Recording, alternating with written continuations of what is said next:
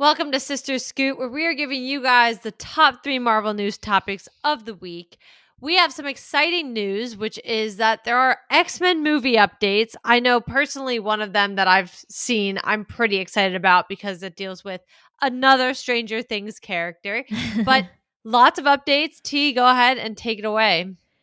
Yeah, I mean, there are quite a few that kind of have come out in the last couple of days. It sounds like the script is being potentially rewritten, but more than that, I think the thing that I'm most excited about is that it sounds like they're going to be casting starting in early next year, which, we have been talking about potential casting and rumors for over a year now. I think we've been doing, potential what we want to see for casting. So that is going to be huge. Basically, when those start getting released, folks, that's all Sister Scoop is going to be while we keep getting those. So definitely excited for that piece. But they also hinted that there will be some pretty recognizable folks who they are, considering for these roles and that are in the running. So very excited for that as well.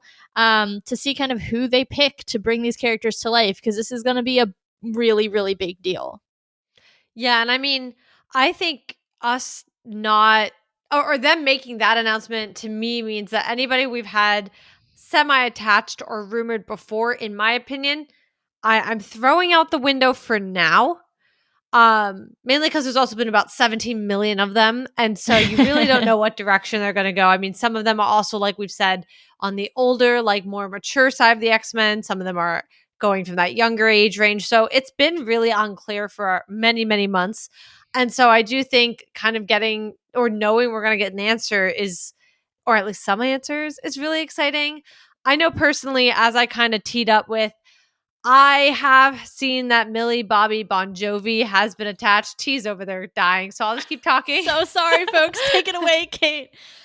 That's fine. Obviously, I think most people know her as 11 from Stranger Things, which is also last season is currently coming out, so it's kind of a big deal right now. I would actually really like to see her chime in to play a title role such as a Jean Grey or a Rogue. I think she's an amazing actress. She's always been an amazing actress. I've seen her in pretty much everything she's been in. So I would be really into that. I also think seeing her kind of star in something that's a little superhero-y already. I know she can do it. So I know that's been some news that's kind of been the rumor mill floating around. Obviously, we've already acquired Sadie Sink, who's going to be in the next Spider-Man. Joseph Quinn. Yeah.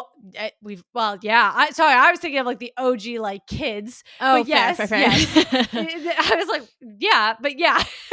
Obviously, he was a Stranger Things alum, but I'm thinking of like your OG castmates. We have already gotten 2. I'd like to see. I think actually a lot of people lately have been saying Caleb would be a really good T'Challa.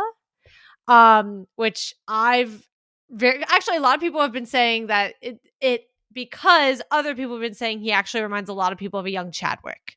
So which I do have to say as he's gotten older, I do agree with. So, hey, there's room for all of them as far as I'm concerned, but especially in the X-Men at that point, like it's an endless universe. But yeah, I think it's really exciting to be getting some updates. I'm excited to get some official casting. I really like fingers, toes, everything crossed because I hope, it's good. We're going to have these characters for the next at least 10 years. So I hope, whoever they do decide to cast is going to really fulfill that role and bring the MCU to life for another 10 years. Yeah, for sure. I kind of hope they go a little younger because I think that'll be easier to make the 10 to 15 year run. But, we'll see. Time will tell. Yeah. Yeah, definitely. And that's kind of why I said I was like, maybe in the age range of a Millie Bobby Bon Jovi. Like I'm down in that age range. My age, perfect. You got them for solidly into their 30s. That's okay with me. But moving on to our next topic, Doomsday related, because when have we had a Sister Scoop episode that hasn't had Doomsday anything? And it said Doomsday has gone a little more practical in its effects rather than CGI, which I think has been a topic of discussion really since Phase 4 started. Yeah, it sounds like they are doing a lot more backdrops that are actually like practical instead of, typically we see the behind the scenes. They're literally standing on like a mound of dirt in a like sea of blue screens. Sounds like they're using more of those practical things or backdrops to be able to like set the scene and everything like that.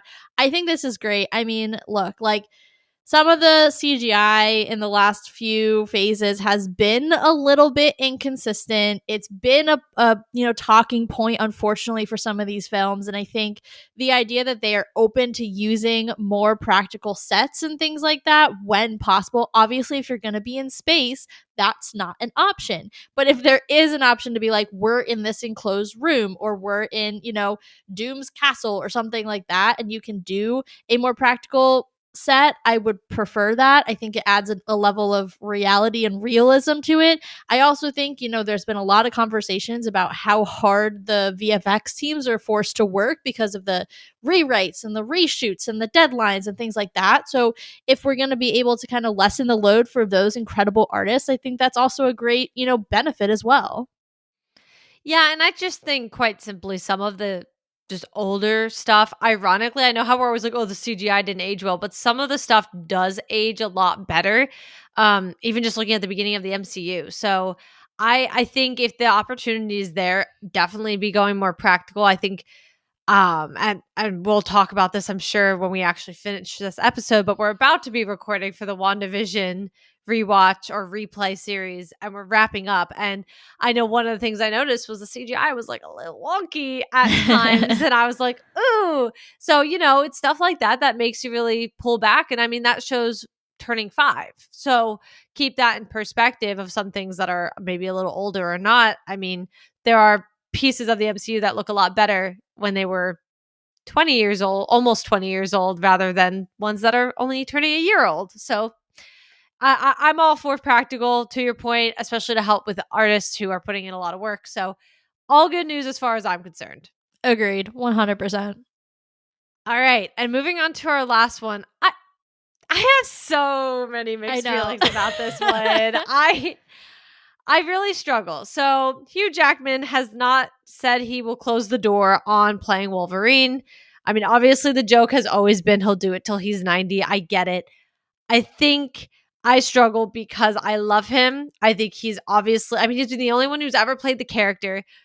But at the same time, I do think it's becoming time for him to kind of do a send off. I kind of feel like Deadpool and Wolverine was supposed to be that moment, in my opinion. So I am struggling a little bit with the possibility, not only that he's leaving the door open, but there's been a lot of rumor that just in general, there's been interest in bringing him back. Yeah. What I'm about to say is not a reflection of his performance. It's just my true feelings. So I just need to preface. I have a few points to this, and I think a lot of it is very similar to what you were saying. I think one, let's give someone else the opportunity. I think if we were going back to the idea of the X-Men being younger set. What are you going to have? Another younger set of X-Men with a 45? I don't even know how old Hugh Jackman is. He's like in his 50s or 60s. He's at least in his 50s or like early 60s. Yeah. And he looks great. Don't get me wrong. We were all looking at him during Deadpool and Wolverine. Like, they gave us the shot for a reason. Yeah. But from a storytelling standpoint, are you going to have a 50 or early 60-year-old man with these kids who are in their 20s and even someone in their 30s? Like, that starts to get like a little bit confusing, and in terms of like how you're telling the story and how he would mesh with the rest of the team, because they're all in very different stages of their lives. So that's one piece. The other piece is, a lot of us were very concerned coming into Deadpool and Wolverine because of the incredible send-off that, oh my gosh, what is the one? Why am I blanking? The one where he dies? Logan. Thank you. I was like, why am I thinking it's called X? I'm sorry, y'all. I'm having a brain fart.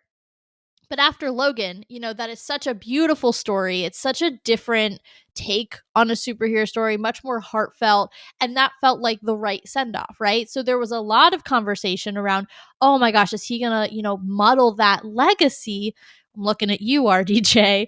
Is he going to muddle that legacy and bringing it back? And now, obviously, Deadpool and Wolverine was fantastic, but you still have the same risk then.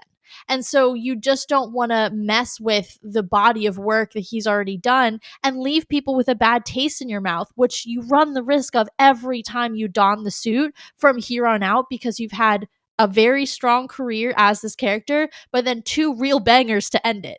So that's my other concern. Yeah, I actually just think too in general. My big concern are mainly your first two. One, obviously at this point I don't think it'll happen because even if they go older, I actually weirdly enough think he's somehow aging out of it already. But Henry Cavill, I mean, they gave it to us in Deadpool and Wolverine. I wish we would have had the opportunity to have him because he looked amazing Oh my as god, so Wolverine. good. So Um, good. but to your point, like I think, somebody else can play the role, finally pass that mantle. At the same time, even when you were saying ages, like not to be this person, but whatever movie he has coming out, I don't even remember which one it is. It's I think like Kate Hudson is in it with him or whatever. But he is like distinctively getting older at this point.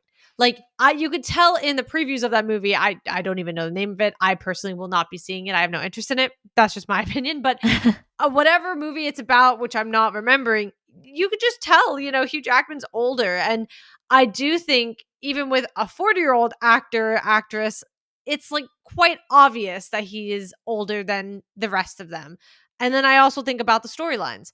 As you kind of pointed out, hello, where is our love triangle going to lay? Because we're all going to side eye Marvel if we're like, oh, that's like a actress that's like 20, 30, 40 years younger than him. That's just uncomfortable to all of us, I think. Yeah. Especially if it's like blatantly obvious. So I do think, it's time to move forward.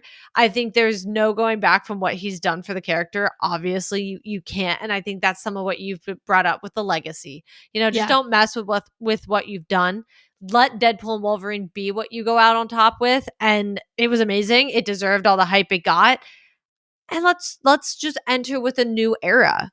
I totally agree. Completely clean slate. And I think the other thing I'll say is like knowing that Marvel is doing it this time truly and not trying to connect it to some of the other pieces, because I think that's what the end of, Doomsday and Secret Wars is going to do. That's why they brought all those guys back. I think that's going to be their true opportunity to really close the door on a lot of what 21st Century Fox did. I think Deadpool and Wolverine did some of that, but these next two films are really going to do it. And Marvel's going to want to say, this is our ownership, this is our take on these characters, and this is how we're going to do it. And that gets really muddy if you're bringing in the only guy who's ever played the character from the 21st Century Fox franchise. Franchise is confusing. But all around, I don't know. I mean, and also too, if we're talking another 10 years, like this guy could be in his 70s. Like just from like, I can't get past that a little bit. So I think, we love Hugh. We always will. He will always be the like OG Wolverine. I do think to all the points we've said, we could repeat him 17 times, 7 different ways, but all valid points. We'll see. I mean, listen, I'm not against a cameo here or there from him. For sure. I'm not. I never will be. But I think it's time. I totally agree. Well, on that note, that has been this week's Sister Scoop. Make sure you guys are joining us next week as we cover 3 more Marvel news topics that are relevant, of course. And make sure you guys are joining us on the podcast side as well. We are wrapping up our WandaVision replay. So that's a big one. That's been crazy. We are, going forward with the replay series, but make sure you guys are watching us on that side as well. And we will see you guys next week. Bye.